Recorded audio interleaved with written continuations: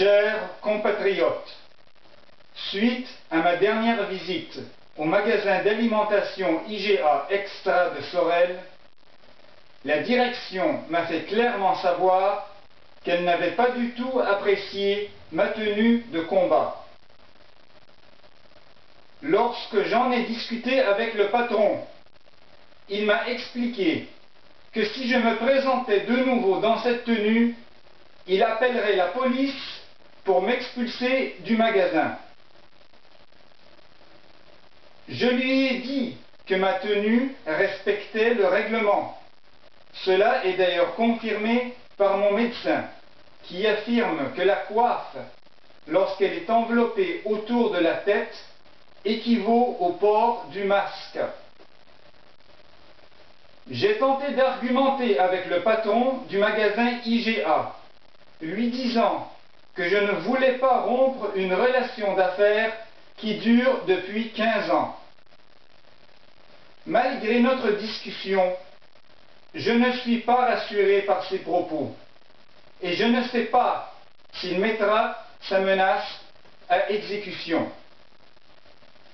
Certes, je me présenterai de nouveau dans la même tenue au magasin IGA Extra situé à l'adresse 411 boulevard Poliquin à Sorel le jeudi 19 novembre 2020 aux alentours d'1h30 de l'après-midi pour y rester jusqu'à 3h moins le quart.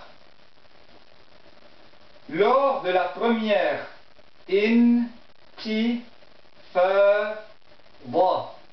en 1987, les Palestiniens portaient cette coiffe nommée kafiyeh durant leur manifestation contre l'armée israélienne.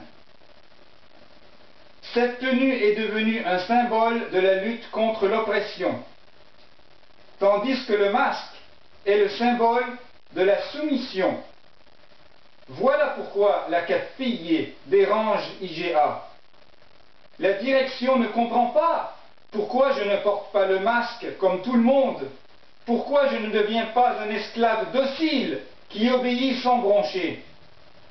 Auparavant, la devise du Québec était « Je me souviens ». Dorénavant, c'est « Je me soumets ».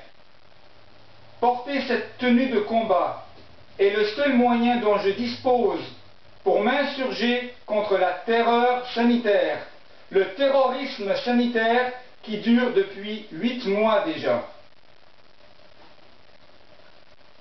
On m'a même dit chez IGA que j'étais le seul à protester, que ce n'était pas l'endroit approprié pour manifester. Au contraire, la manifestation doit être permanente tant que durera la mascarade. Suis-je vraiment le seul à protester? Quand je vois tous ces gens sur YouTube exposer la vérité au grand jour. Mais où donc êtes-vous dans le vrai monde? Le pire danger est que ces mesures d'urgence sanitaire deviennent une habitude. Plus vous continuerez d'obéir à la tyrannie sans broncher, plus les dirigeants malveillants qui gouvernent nous rendront la vie infernale. N'oubliez jamais, Dieu vous a créé des êtres libres, libres de respirer et de penser par eux-mêmes. Et personne n'a le droit de vous ôter cette liberté.